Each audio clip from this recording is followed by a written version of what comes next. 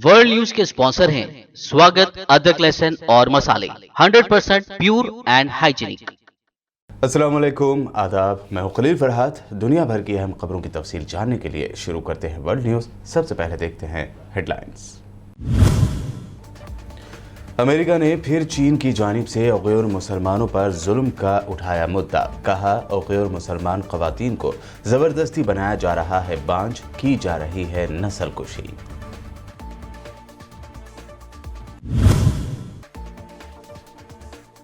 20 जनवरी को जो बाइडन लेंगे अमेरिकी सदर के ओहदे का हलफ। अमेरिकी कांग्रेस की इमारत कैपिटल हिल की हिफाजत पर 20,000 फौजी किए गए तैनात।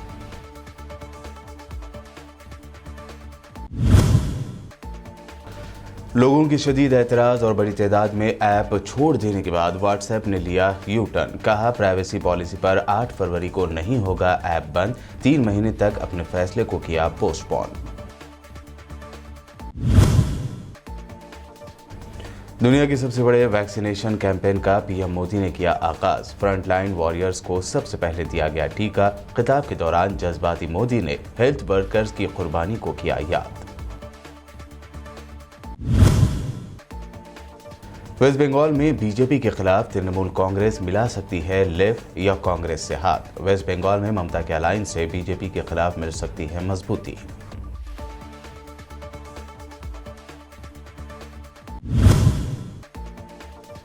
बार्क के फॉर्मर चीफ के साथ अर्नब की व्हाट्सएप चैट हुई लीक। खुले कई राज। फेक टीआरपी मामले में अब अर्नब गोस्वामी के बाद पीएमओ और बीजेपी पर उठ रहे हैं सवाल।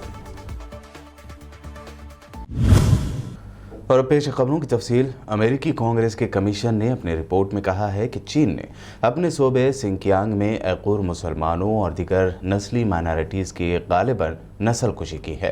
रिपोर्ट में मजीद कहा गया कि उइगुर मुसलमानों और दीगर अक़लियतों के यहाँ बच्चों की पैदाइश पर रोक लगाने के लिए एक पॉलिसी के तहत मुनज़्ज़म अंदाज में औरतों को जबरन बांझ बनाने के इक़दाम के परेशान कुन नए सबूत सामने आए हैं।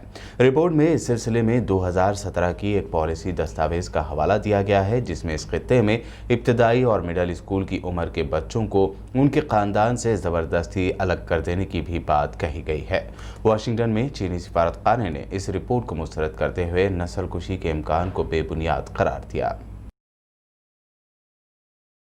तुर्की के सदर रजब तैयब अर्दोआन का कहना है कि तुर्की अपने दिफाई मामलात में मदाखलत हरगिज़ बर्दाश्त नहीं करेगा। इस्तांबुल में रजब तैयब अर्दोआन ने कहा कि कोई भी मुल्क उस चीज़ का फैसला नहीं करेगा। हम अपनी डिफेंस इंडस्ट्री के हवाले से क्या फ़ैसला ले रहे हैं, ये फैसला करना सिर्फ हमारा हक़ है। उन्होंने जोर देते हुए कहा कि नेटो का मेंबर कंट्री होने की हैसियत से तुर्की कभी भी खित्ते में उसके दीगर अरकान की मदाखलत मंजूर नहीं करेगा। फ़लस्तीन के सदर महमूद अब्बास ने मुल्क में पार्लिमानी और सदारती इलेक्शन कराने का ऐलान किया है। 22 मई को पार्लिमानी इलेक्शन और 31 जुलाई को सदारती इंतखाब के लिए वोट डाले जाएंगे। फ़लस्तीन में इससे पहले सदारती इंतखाबात जनवरी 2005 जबकि पार्लिमानी इंतखाबात 2006 में मुनक़्क़द किए गए थे। 2006 के इलेक्शन में गज़ा में अक्सरियत लेने वाली जमात हमास ने भी इलेक्शन के इस ऐलान का खैर मक़दम किया है। जो बाइडन 20 जनवरी को अमेरिकी सदर के ओहदे का हलफ लेंगे। उनकी हलफ बर्दारी तकरीब को देखते हुए इंतहाई सख्त सिक्योरिटी कर दी गई है। अमेरिकी नायब सदर माइक पेंस ने अमेरिकी कांग्रेस की इमारत कैपिटल हिल की हिफाजत पर तैनात फोर्सेस से मुलाकात के लिए वहां का दौरा किया और उनकी सर्विस पर शुक्रिया अदा किया। नेशनल गार्ड के हज़ारों अहलकार उस वक्त से इमारत की हिफाजत कर रहे हैं जब 6 जनवरी के दिन सदर ट्रंप के हामियों ने कैपिटल हिल पर चढ़ाई कर दी थी। माइक पेंस का कहना था कि उन्हें उम्मीद है कि 20,000 फौजी जो बाइडन की हलफ बर्दारी के दिन दारुल हुकूमत की हिफाजत करेंगे।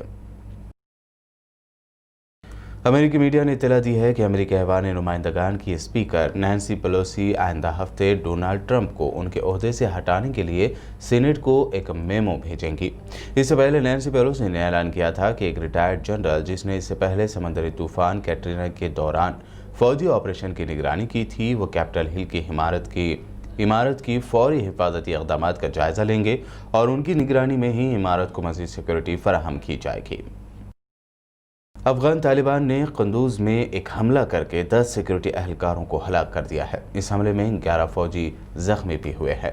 सूबाई हुक्काम ने इस हमले की तस्दीक कर दी है। यह हमला कंदूज के ज़िला साहब में किया गया। दूसरी जानिब सूबा गजनी में अफगान फोर्सेस के 7 अरकान उस वक्त शदीद जख्मी हो गए जब उन्होंने तालिबान के खुदकुश बमबार को निशाना बनाया। दोहा में तालिबान और काबुल हुकूमत के दरमियान अमन मुज़ाकरात सितंबर से जारी है, मगर यह ग्रुप अपनी पुरतशद्दुद कार्रवाइयाँ भी जारी रखे हुए है। यमन में आईनी हुकूमत के हामी अरब इत्तेहाद ने एक ऐलान में बताया है कि बागी हौसी मलेशिया की जानिब से सऊदी अरब की सिमत भेजे जाने वाले 3 ड्रोन तैयारों को फ़िज़ा में ही तबाह कर दिया गया। अरब इत्तेहाद के मुताबिक दहशतगर्द हमलों के लिए ड्रोन यमन के सूबे अल हदीदा से भेजे गए। बगैर पायलट वाले ये ड्रोन हौसी बागियों की जानिब से रवाना किए गए थे और सऊदी अरब उनका टारगेट था। ताहम इन तीनों ड्रोन्स को सऊदी अरब ने मार गिराया। ट्यूनिस में पुलिस एहलकारों के हाथों एक देहाती चरवाहे की मारपीट के वाक़े के बाद कई शहरों में लोग एहतजाज करते हुए सड़कों पर निकल आए।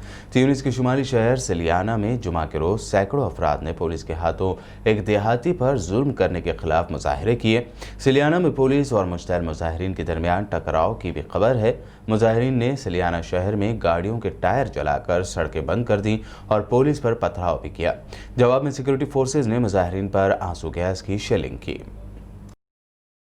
व्हाट्सएप ने प्राइवेसी से मुताल्लिक़ अपनी पॉलिसी में तब्दीली का मुतनाज़ फैसला वापस लेने का ऐलान किया है। व्हाट्सएप ने कहा है कि कंपनी लोगों की प्राइवेसी के हवाले से नए रूल्स लागू नहीं कर रही है।